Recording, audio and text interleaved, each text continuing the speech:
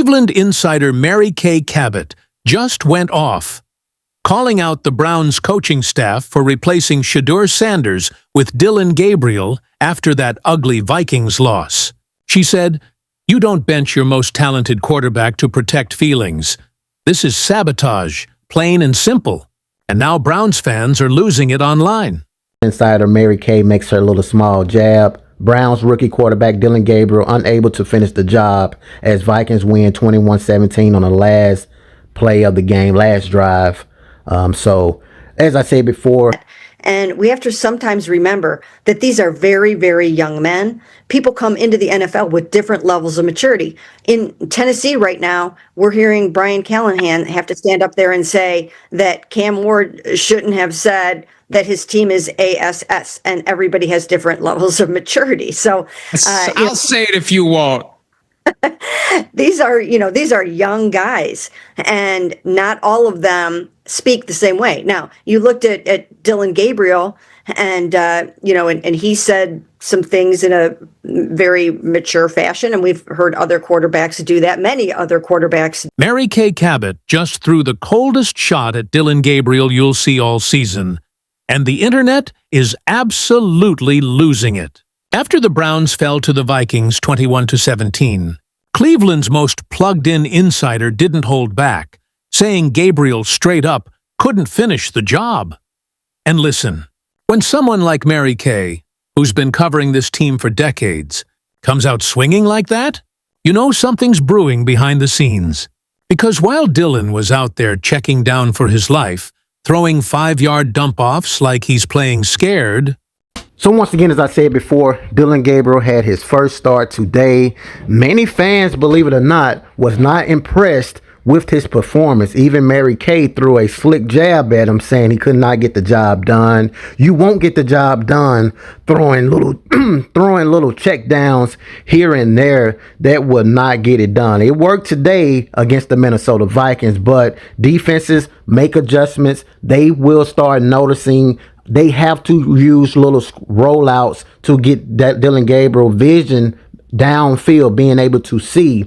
Dylan Gabriel cannot just sit in the pocket and make reads. If you are a defensive coordinator, you cloud the outside and make him throw. That's where he will struggle. That's just my personal opinion. I'm not hating on the kid, but I'm going to read out to you. The question isn't if anymore, it's when. And after what we just witnessed, that clock might be ticking faster than anyone expected. So let me break down what really went down in this game, because this isn't just about one loss.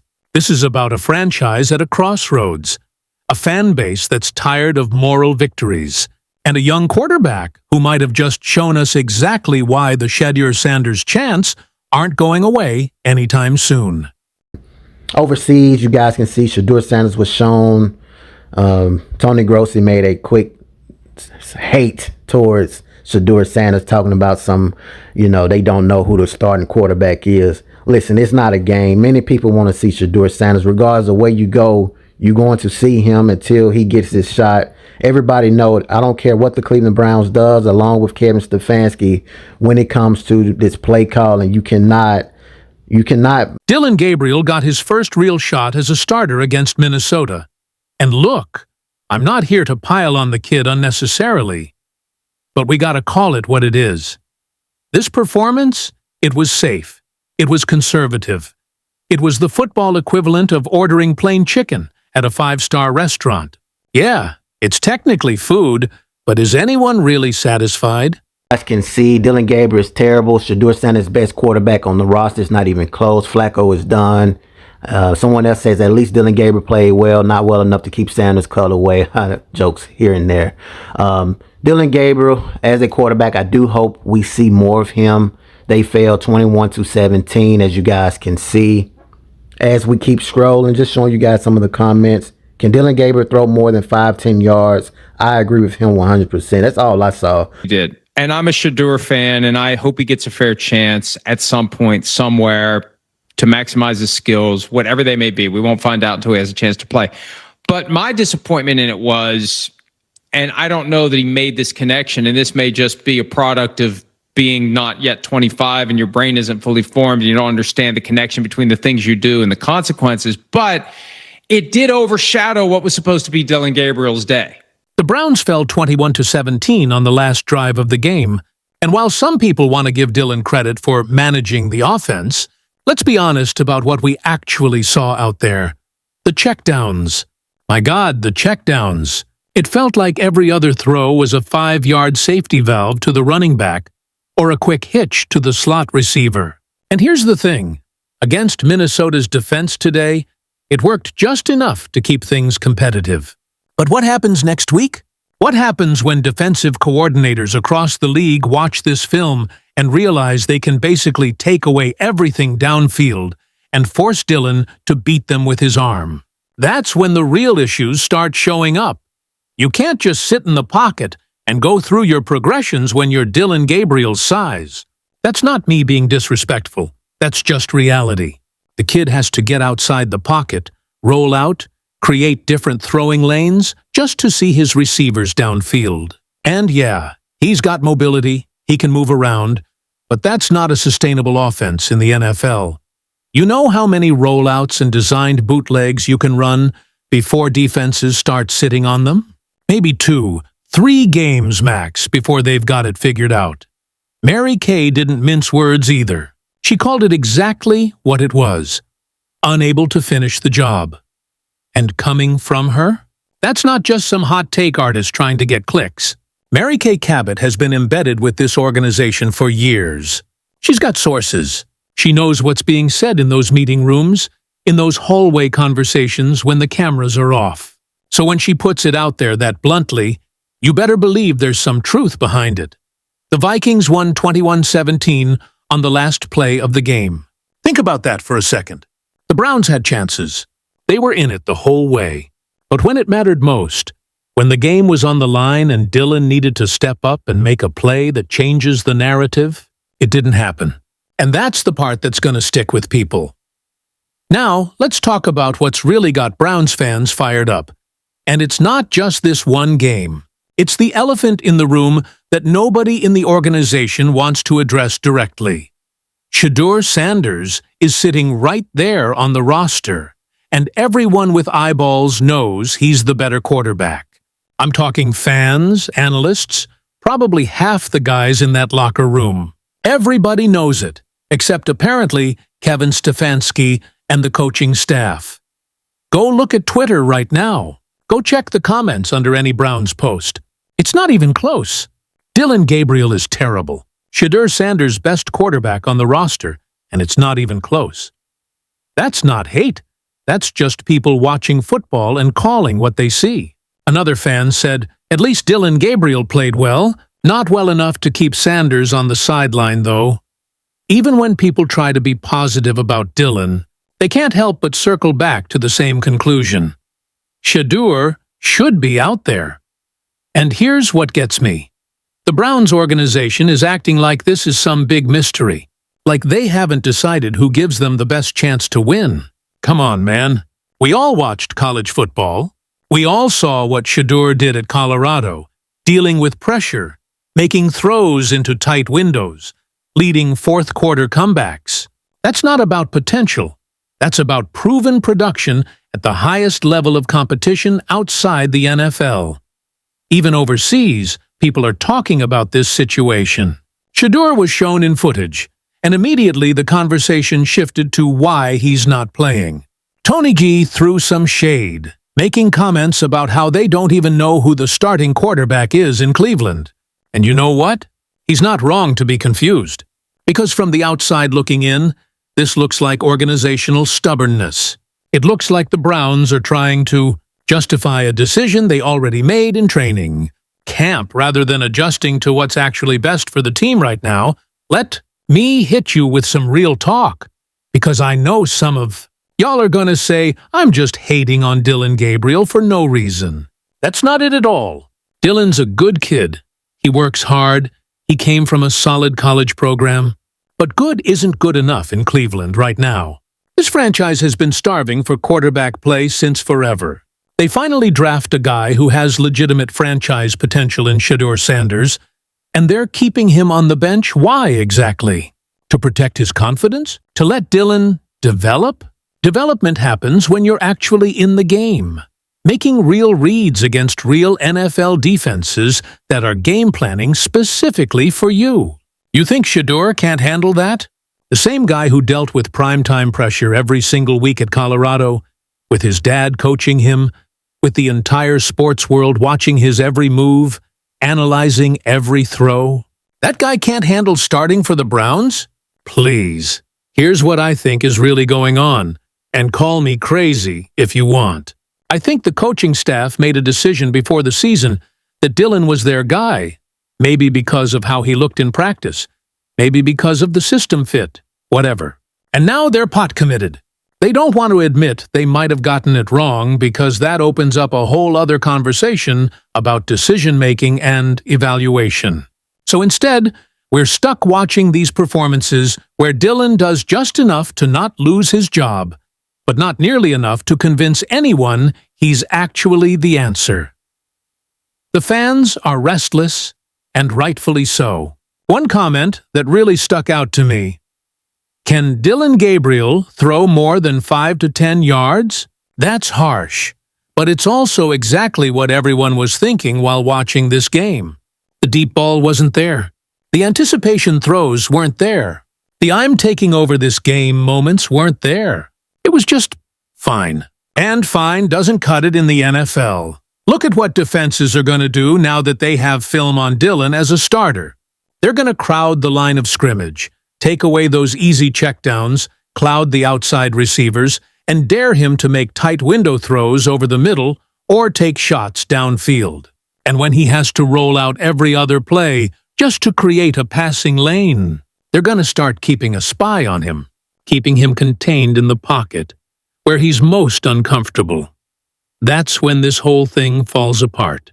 That's when Kevin Stefanski is standing at a podium after a 27-10 or 30-10 loss, talking about execution and staying the course, while reporters are asking the only question that matters: when does Shedeur get his shot?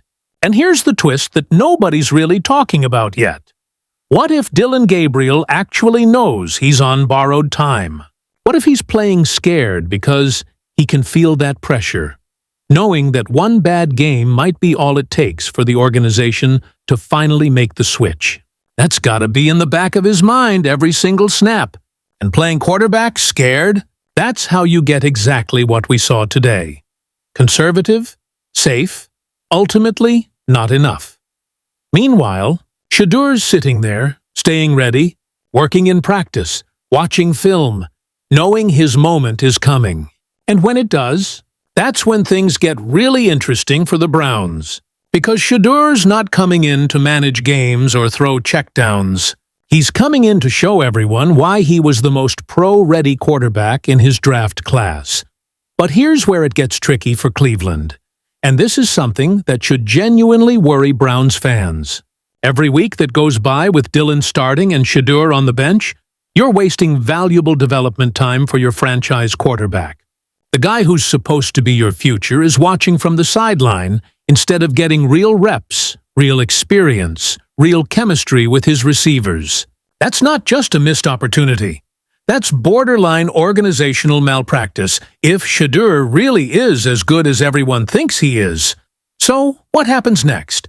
Does Cleveland stick with Dylan for another week, another month, hoping he suddenly develops the ability to see over the line and push the ball downfield? Do they wait until they're mathematically eliminated from playoff contention before making the switch, wasting an entire season of Shedeur's development? Or do they rip the Band-Aid off now, give the fans what they want, and see what they really have in their prized rookie? Because I'll tell you this much: after Kay Cabot, one of the most respected voices covering this team, comes out and says Dylan couldn't finish the job, that's not just media noise. That's a signal that the walls are starting to close in. The honeymoon period is over. The patience is running out. And the Shedeur-Sanders era in Cleveland might be closer than anyone in that building wants to admit. But wait, because what happened after this game might be even more telling than the game itself. The fan reactions, the social media explosion, the insider whispers that are starting to leak out, that's where this story really takes off. And trust me, you're not ready for what some people are saying behind closed doors about this quarterback situation. So, if you thought the game was dramatic, the aftermath has been absolutely nuclear. Social media went into full meltdown mode the second that final whistle blew, and the consensus was pretty much unanimous. Cleveland's got a quarterback problem, and it's not the one sitting on the bench. Let's dive into what the people are really saying, because this is where you see the raw, unfiltered truth about how fans actually feel. No PR spin, no coach speak, just real reactions from people who invest their time, money, and emotions into this team every single week. Dylan Gabriel is terrible. Shedeur Sanders' best quarterback on the roster, and it's not even close. That comment alone got thousands of likes, hundreds of shares, and sparked entire thread debates about what Cleveland should do moving forward. But here's what really tells you everything you need to know. Even the people trying to defend Dylan couldn't really defend him. The best anyone could come up with was, at least he played well, but then immediately followed it with, not well enough to keep Sanders on the sideline, though. That's not support. That's resignation. That's fans saying, yeah, he was okay, but we all know who we really want to see out there. Another comment that went viral. Can Dylan Gabriel throw more than 5-10 yards? And the response was immediate agreement across the board. People were posting screenshots of his passing chart, showing how virtually every completion was at or behind the line of scrimmage or within 5 yards of the line. That's not an NFL offense in 2025. That's a glorified running game with occasional passing. But here's where it gets really interesting, and this is the part that should have the Browns front office seriously concerned. It's not just casual fans talking about this anymore. It's not just Twitter trolls and hot take artists. We're starting to see analysts, former players, people with actual football credibility start to question what Cleveland's doing with this quarterback situation. The check-down criticism is valid, and here's why it matters more than people might realize. When you establish yourself as a quarterback who won't push the ball downfield, defenses start playing you completely differently. They creep up. They crowd the box. They make it harder for your running game to be effective. Everything compounds. Your offense becomes predictable, limited, easy to game plan against. And the height issue? Look, I know that sounds superficial, but it's a real thing in the NFL. When you can't see over your offensive line, you miss throwing windows. You miss receivers coming open. You hold the ball longer than you should because you're trying to create angles where you can actually see your targets. That leads to sacks, fumbles, drive-killing negative plays. It's not Dylan's fault he's not 6'4", but it is a limitation that affects his ability to play the position at the highest level. Now, let's talk about the elephant in the room that really has people fired up. The perception that Cleveland is protecting Dylan for the wrong reasons. Because here's what fans see. They see an organization that drafted a quarterback they clearly believe in, that clearly has the talent to play right now, and yet they're keeping him on the bench while trotting out a guy who's showing everyone exactly why he shouldn't be the starter. Some people are speculating it's about the money, about contract situations, about not wanting to admit mistakes. Others think it's about Kevin Stefanski being stubborn, wanting to prove he can develop any quarterback regardless of physical limitations. Whatever the reason, it's not sitting well with a fan base that's already been through decades of quarterback purgatory. And here's the part that actually gives me hope for Browns fans. Even though I know a lot of you are frustrated right now, Shedeur Sanders is legitimately the real deal. This isn't about blind faith or wishful thinking. This is about a quarterback who showed out at the highest level of college football, who has the pedigree, the work ethic, the mental toughness to succeed in the NFL. Think about what Shedeur dealt with at Colorado, playing for his father with all that pressure and scrutiny, dealing with a rebuilding program that wasn't exactly loaded with NFL talent around him, facing some of the best defenses in college football week after week, and still putting up numbers, still making plays, still winning games that Colorado had no business winning. That's not luck. That's not just talent. That's a competitor who elevates everyone around him. The Browns fans deserve to see that. They've earned it after years of Baker Mayfield drama, Deshaun Watson injuries, and a revolving door of mediocre quarterback play. Shedeur represents hope, represents potential, represents the possibility that maybe, just maybe, Cleveland finally found their guy. But every week that passes with him on the bench feels like wasted opportunity. Because here's the reality that nobody in the organization wants to say out loud. This season is probably cooked anyway in terms of making a deep playoff run. So why not give Shedeur the reps? Why not let him learn, grow, take his lumps now so that next year you're starting from a position of experience rather than starting from scratch? The fan reaction tells you everything you need to know about where this situation is headed. When your own supporters are this unified in wanting to see a change, when respected insiders like Mary Kay are throwing shade at your starter, when every social media post becomes a referendum on your quarterback decision, that's not sustainable. Something's got to give. And look, I genuinely feel for Dylan Gabriel in all this. He's caught in an impossible situation. He didn't ask to be the placeholder guy. He didn't ask to be the target of all this frustration. But that's the position he's in, and every mediocre performance just adds fuel to the fire. The truth is, Cleveland might have actually done Dylan a disservice by starting him. If they'd gone with Shedeur from day one, there's no controversy. Dylan's the reliable backup, the veteran presence, the insurance policy. Instead, they created this situation where he's under a microscope. Verdinat incinantran rituanu verteband, where every checkdown is scrutinized, where one bad game could end his starting job permanently. Meanwhile, Shedeur's sitting there, and you know he's watching all of this. You know he's seeing the fan support, hearing the chants, reading the comments. And champions? They remember stuff like that. They remember who believed in them when the organization didn't. That's the kind of thing that motivates a player to absolutely ball out when they finally get their opportunity. So, here's what I think happens next. And you can bookmark this prediction. Cleveland gives Dylan maybe one, maybe two more starts. If the same issues show up, the checkdowns, the limited downfield passing, the inability to take over games, they'll make the switch. They'll have no choice, because the pressure will be too intense, the criticism too loud, the missed opportunities too obvious. And when Shedeur finally gets his shot, that's when we'll really see what this Browns team can be. Because talent-wise, they're not that far off. They've got weapons on offense. They've got playmakers on defense. What they're missing is that quarterback who can elevate everyone, who can make the throws that change games, who can be the face of a franchise moving forward. Shedeur Sanders is that guy. Browns fans know it. Most of the national media knows it.